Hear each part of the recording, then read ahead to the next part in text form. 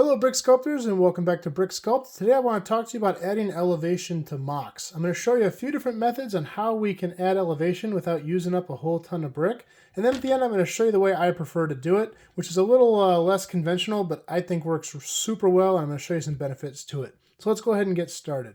The first and most obvious way is to build pillars. These are just 2x4 bricks, usually use an ugly color I'm never going to use. I have bins and bins of these in red and yellow and all kinds of colors I don't really use in my city much. The problem is this does use up a lot of brick. So if I am going to do this, building these columns takes some time.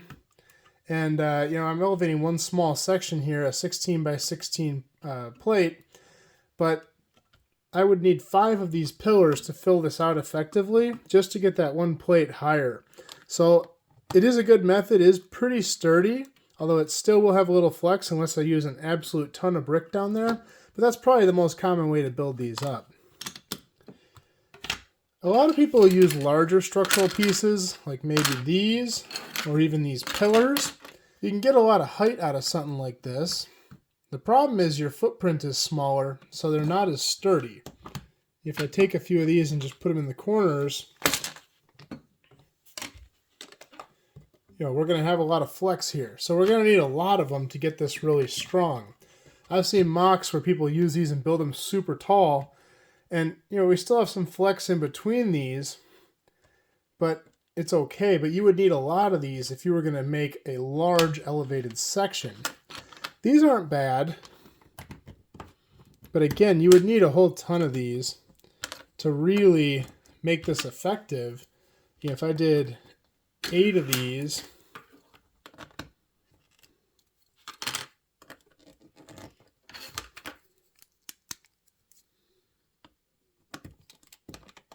and stacked them like that, this would be pretty sturdy. If I attach this here, the gaps in between here are not real big. This is pretty sturdy. It's still got a little squish to it, a little wobble, but I could fix that if I put some going this way. But again, this is only an 8 by 16 plate. And look at how many of these I had to use just to elevate that, So this really is kind of wasteful. One of my favorite methods, it's not the one I use, but it is a cool one. You guys may or may have heard of this, is the Duplo method. If you don't know, Duplo is basically just Lego. So Duplo is 100% compatible with Lego. It fits right on a Lego base plate just like that. A Duplo is just a Lego brick 2x2 cubed. So this is twice as tall and twice as wide in both directions. And the cool thing is this central circle on this brick fits right on top. It's designed to connect. So if you make pillars out of Duplos, all you have to do is take these and put them on top, and it's a completely solid connection. It's made to do that. And where this took all of these yellow bricks, if you have a bin of Duplos, it doesn't take a lot, and you can make, 5 pillars pretty easily. So this is a good way to build up quite quickly if you are trying to be a purist and keep everything Lego. I think this still counts, at least to me it does. And you just need to put the Lego toppers on it, and you can put your plate on this. So with minimal pieces, you can build up pretty quick if you use Duplo, which is nice because it's all going to be covered anyway. You're not going to see this, and it is standard Lego heights. Like I said, these bricks here are just too tall of a standard brick. These are 4, these taller column ones. But you can easily build up the base, and this is pretty solid. It's got a little flex in here. You could make more supports in here, and it really didn't use that many pieces.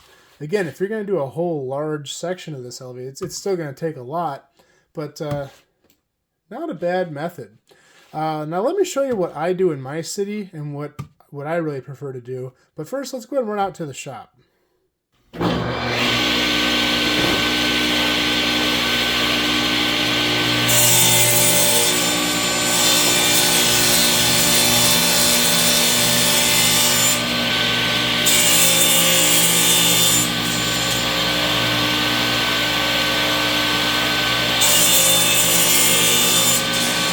so let me show you what we did here.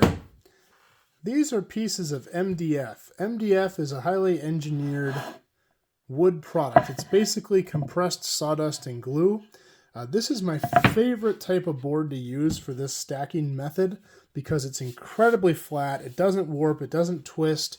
If you use standard wood, it has the ability to warp, twist, and change dimension with the moisture in the air. MDF doesn't do that, so it works really well to stay nice and flat and solid and flush to your table, especially if you're going to stack a lot of these. I cut this in all different sizes,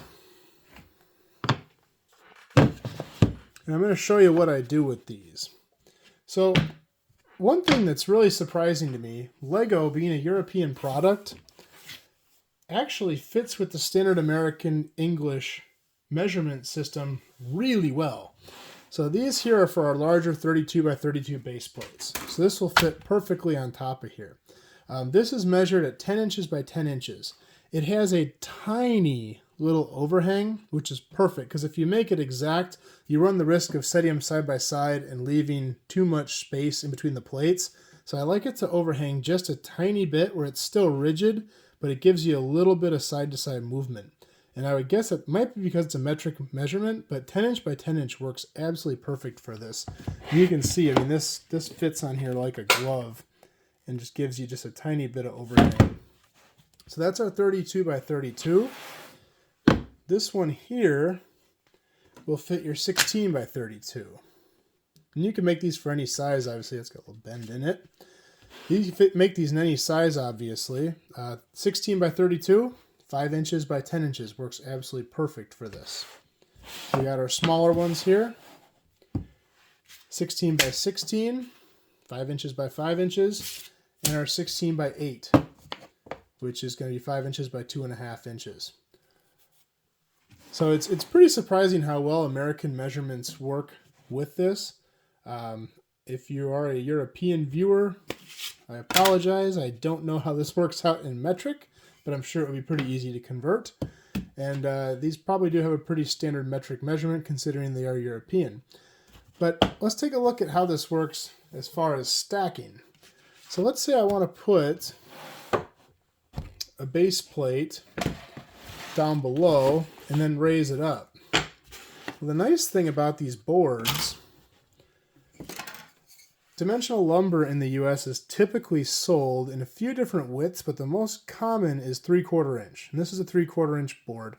You can also get 1/2 inch, you can get 3/8, you can get 5/8, you can get 1/4 inch, but 3/4 is kind of the standard for like construction, building material, for furniture building. That's pretty standardized. Well, the nice thing is Lego brick works out to be 3/8 of an inch high. And 3/8 of an inch times 2 is 3/4 of an inch. So these bricks are exactly tall, 2 of them, to one board. And I know what you might be thinking, well, what if I just want to raise it 1 brick, then build the whole plate up 1 brick, make a Mills plate or a double Mills plate or something like that. This is for if you're raising a mock much higher, trying to get a lot of elevation. But the cool thing is, now when you add a base plate, it does boost this higher, so you can see the brick now sits over this edge, but the second you put a plate up top, it meets up perfectly. So this is 4 bricks tall, and I can just build a little wall here and go down like that. And then when you do that, you can connect these seamlessly with a Lego plate. And I mean, it looks like it's made for it. It fits like a glove. And part of that is because these boards are so precise, being that they're incredibly flat. They don't move, they don't warp, they don't twist. If you can't get MDF, higher grade plywood works pretty well too, but make sure it's like furniture grade, make sure it's sanded, not real rough construction plywood that's going to have twist in it. Standard boards I would not recommend, just like pine boards, because those are going to have the ability to move. They're not going to stay flush. Even if you buy them flush, over time when they get moisture in them or they start to dry out a little bit, they're going to change shape. And these, with Lego is a very precise toy. So if it's not really, really spot on, especially in a larger mock, the gaps get bigger, the connections get harder, and it really is difficult to work with. So this stuff is the best. And it's not horribly expensive. You might be thinking, well, that's a lot of material if you're going to raise this up. I bought this MDF, and this is only a small portion of what I cut. I have a whole lot more. I bought it in a sheet just for this video, 2 foot by 4 foot. That board cost me $14.99 at Menards.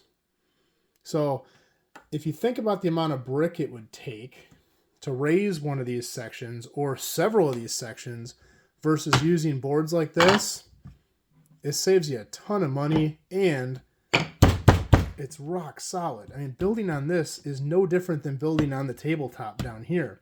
So, you're not dealing with something up on stilts that's real wobbly and you might get gaps in the plate and the connections aren't very good. No, this is super solid. It's not going to move. If cost is a concern also, you can cut larger sections like this and then just cut strips of it and put them underneath. So you don't need to stack full boards like this, especially if you're going super tall. You can just cut strips and stack strips until you get to the height you need, and it'll save you a little bit of money that way too. But I'll tell you, I guarantee it will be cheaper than buying all the Lego. And you might be saying, well, I just use all my extra stuff. I use all my ugly pieces, my old stuff, my faded white, the yellows and the reds. Well, it goes away fast. If you're building a large MOC, you're going to use up a lot of pieces quite quickly. And then you're going to eventually have to buy something. And again, the structural of this is way stronger. So let me know what you think below. Personally, I think this is the best way to do it. And that's what I do in my whole Lego city. The center area, if you've seen my city walkthrough, the center area is kind of like an inlet, like a little lagoon. And it's dropped down 4 boards from the rest of the city. So it's 8 bricks high to get from the water to the upper wall. And it works really well. It's super solid. I've had it like that for a long time. And then I have a bunch of smaller module boards like this that I can elevate just individual sections and then just build them in. I'm going to be doing a second video here shortly, so stay posted for it. And I'm going to show you how to do transitions here. Now the transitions have nothing to do with the boards. It's going to be the same method whether you're using boards or you're stacking brick. But I'll show you some ways that you can make this look more seamless, certain walls you can do, or how to slope some things. So I'll show you some examples in that. Because the other thing you can do with these boards, especially if you have a bunch of smaller base plates, you can really have fun with this. You can stack these in all different ways. Let's say I wanted to put water down here, and then have a little hill up to here. Maybe I have a higher section here and even a higher one here. You can really go crazy with this and then just fill in the gaps, and it's going to save you an absolute ton of brick. And you can make this however you want, and you can just have all different elevations, make your whole city on boards like this, and you're not going to have all that wasted filler brick underneath and that added stability. So let me know down below in the comments what you think of this method. Let me know if you think this is cheating. And if you like this video, please like and subscribe because we're going to do more just like this. And we'll see you next time.